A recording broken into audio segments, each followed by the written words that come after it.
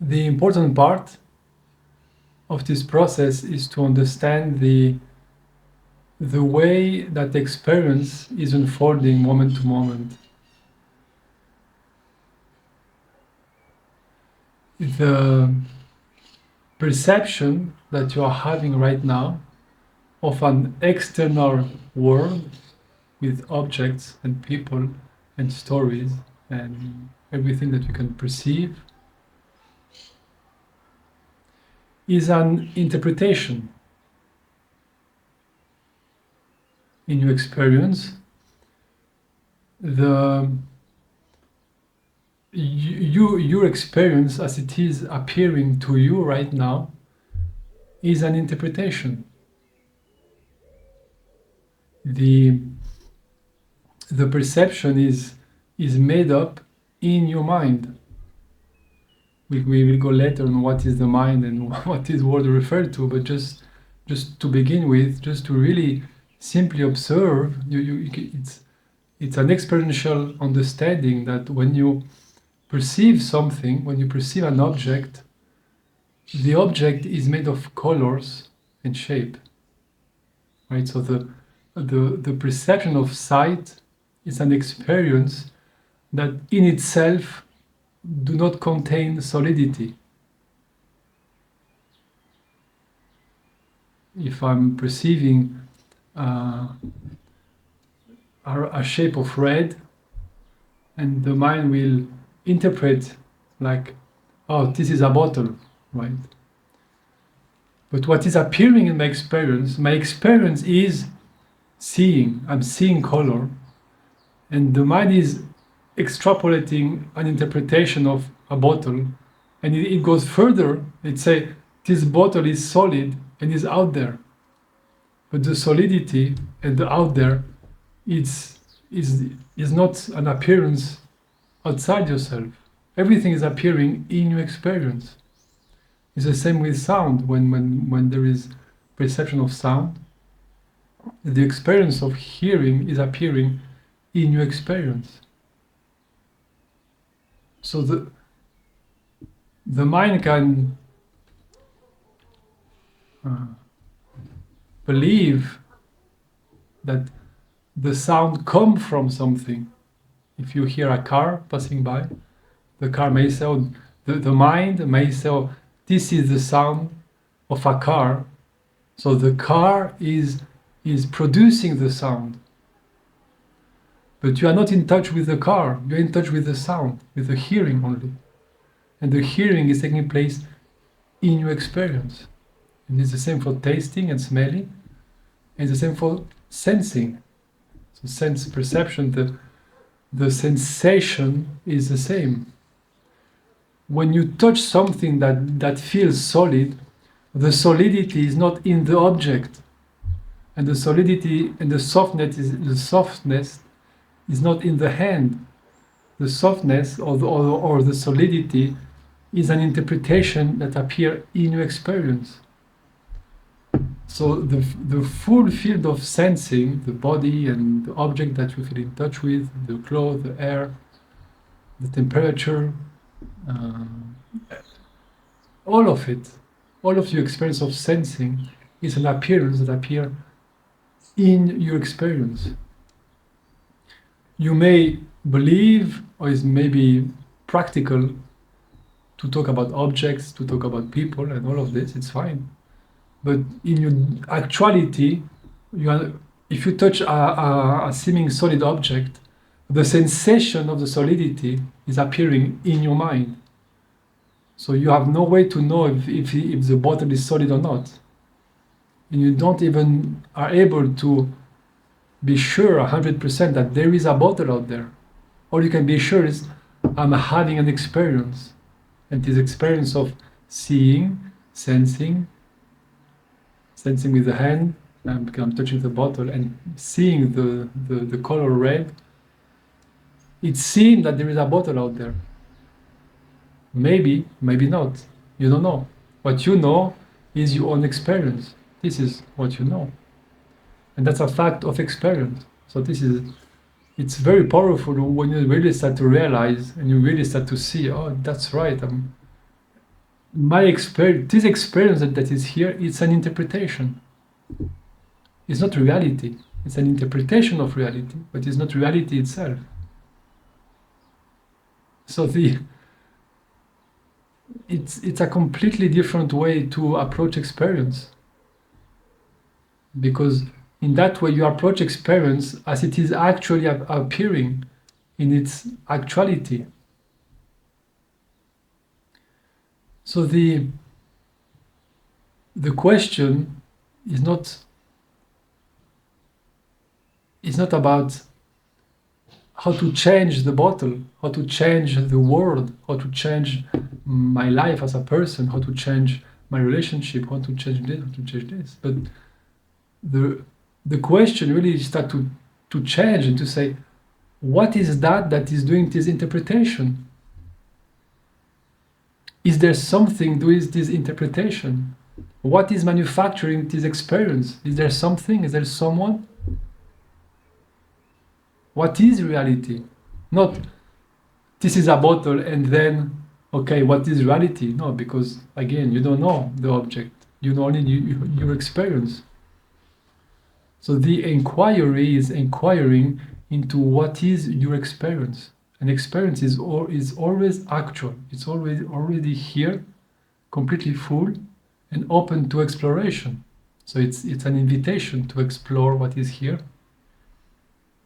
And if you start to see the thought is always affirming what you are. You are a person, you have a specific personality, you have a specific life, a specific color of skin, specific size, specific age, specific name, specific this, specific that. It's always pouring all of this description of what you are.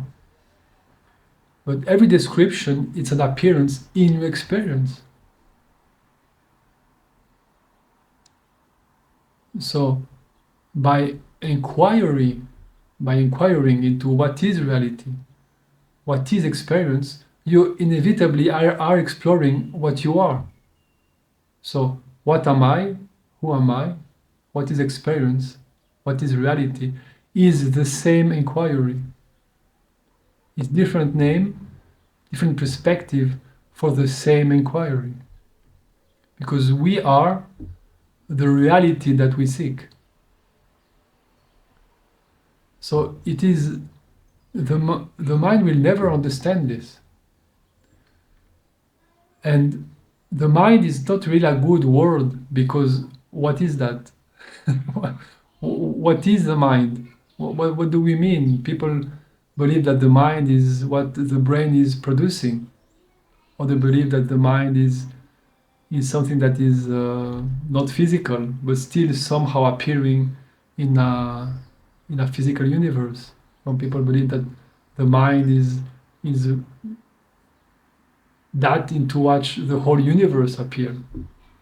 So it's a word that really means a lot of things. So it's not very practical, but it points to some reality that in the West we have a strong differentiation between matter and mind, or matter and consciousness. Somehow, I will not do the whole history here, but it's very interesting, but it doesn't matter. The point is, we feel that there is a body, and somehow that is made out of matter, and somehow there is thought and consciousness, which is made of mind stuff, and is somehow inside the brain, maybe, or maybe outside, but somehow there is two things. One thing that is matter and bodies and the physical universe, and the other is somehow thoughts, mind, consciousness, which is not really connected to it, and they are kind of in opposition. From the materialistic perspective, the belief is that the physical universe come first, and in this physical universe there is a biological electro-biological machine that is the body that has built a brain, and somehow the interaction between this biology and electricity is the production, is consciousness of the mind and what you are and your experience. So your experience, from this perspective, your experience is the effect of the cause, which is a physical universe. And all of this, you experience the bliss that you are having, all of the love that you feel for your family, all of this is happening in your brain. It is some kind of byproduct. Like it doesn't, it just like gets there, but doesn't mean anything. But this perspective does not correspond to how experience is unfolding. Our experience is completely the opposite. Our experience is, first, there is a sense of presence. And then there is this experience that is shining forth. And we can name different, I give different name, but the name doesn't mean that there is a division or a separation in experience. It's just a name to differentiate. Right? But there's no separation. There is sensation, perception, and thoughts, we can say, right? Grossly. And the interaction of those, this modulation of experience, is creating this solidity effect, this matter effect, this people effect, this object effect, this universe effect. So the true spirituality, it's a completely reversal from the materialistic perspective. It's saying, no, nothing is physical. As I said before, the body is the only experience you have of the body is sensations. And only if you hit something, this is an object, and you hit it. When you hit something with your hand or your body, or the chair that you feel, is a sensation. It's a different kind of sensation. It's a different modulation, but it's still a sensation. And as a sensation, the sensation itself is not solid. But the solidity is not in the object. When you perceive an object, it's sight, it's an experience of seeing, and the experience itself is not solid, is mind stuff. That's why I use mind in contrast with the materialistic understanding, which is just for pedagogical understanding. So that everything is not physical. Your experience is not physical, even if it appears as physicality, but it is not physical in your direct engagement with it. So then a very deep question is, then why do I suffer? And what do I want to be released from? And that's why the process that we are all in is the process of self-realization. Is to realize what I am, and what is my nature, and how my nature can fool my own self. And there is only one self. So no one is in advance and no one is late. We are all in this together. And there is no wrong path, because everything is yourself. But this materialistic perspective goes very deep, and it creates a lot of confusion in the teachings, in any teaching that you like or you're in contact with. And that's why often I repeat myself again and again, because repetition is a repetition. The universe is a repetition, because there is no time. So every experience is the Big Bang completely. Each fraction of a second, everything. Its experience is a constant Big Bang unfolding constantly.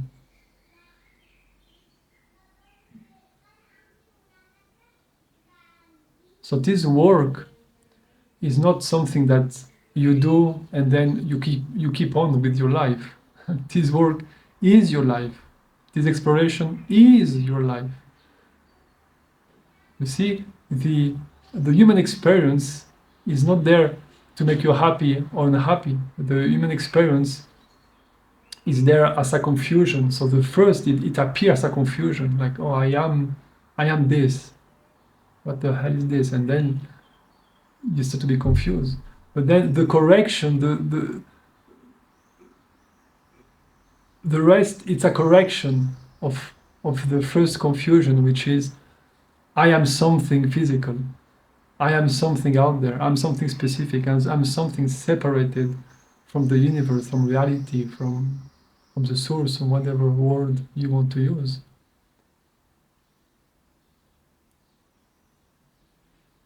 And we are all in this process. It doesn't matter the shape and the form that it takes. It doesn't matter what people are saying or not saying. It doesn't matter any of it. That does not matter. And that's why one interesting thing that you can approach is this metaphor of the dream. I think it's really a very powerful one, because it really explains a lot.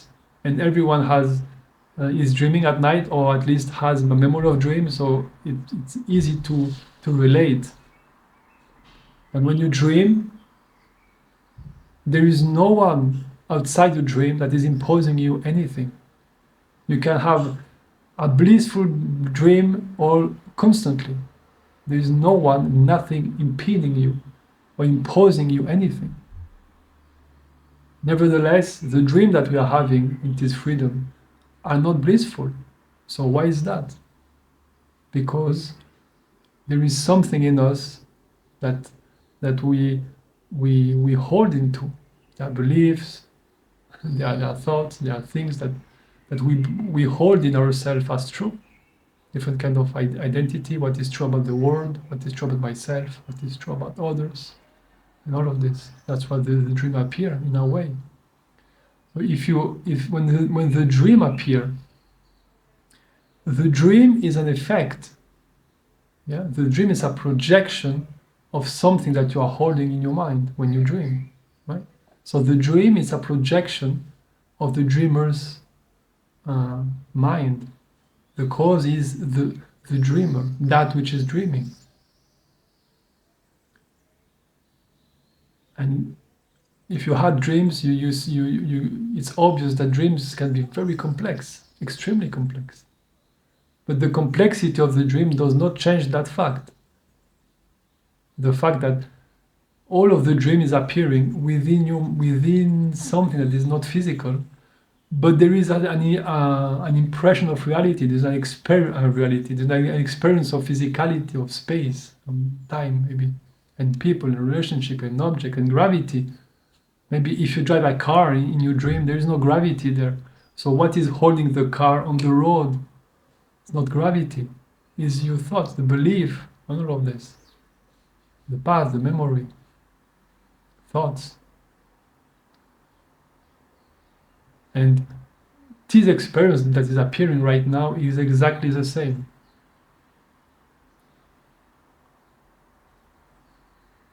This is a projection of something that is far greater than we can even understand or start to imagine.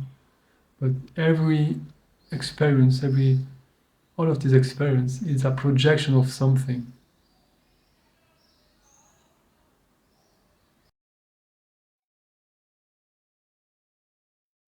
So as long the suffering is my misidentification with something that I'm not. And then from that identification, seeking happiness, trying to understand who I am, trying to feel connection with others. But if you don't see the first misunderstanding, everything will be confused. Everything will be seemingly very, very complex. When you start to see this, you see, in fact, it's very simple. It's hard because of habit, because of whatever, but it's very, very simple. The metaphysics, the understanding is very simple. Then how your experience is unfolding and all of this is something else.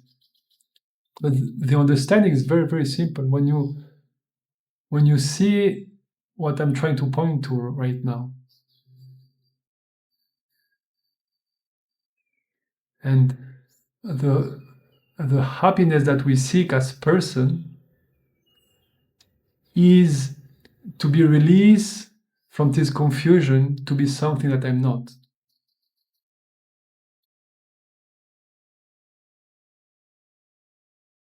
It's like when you dream and you have a nightmare, and somehow the nightmare is producing a lot of emotions and story and drama. The issue is not that you have to kill the dragon that is producing fear in you.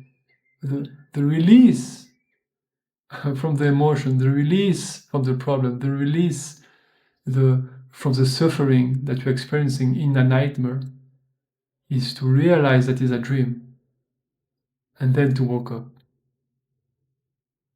But you don't have to wake up, be released from suffering. When you start to see that it is a dream, the dragon can still there. You really see that doesn't mean anything. That doesn't mean that I'm in danger. And this dragon is an expression of myself, even if I'm not perceiving it clearly.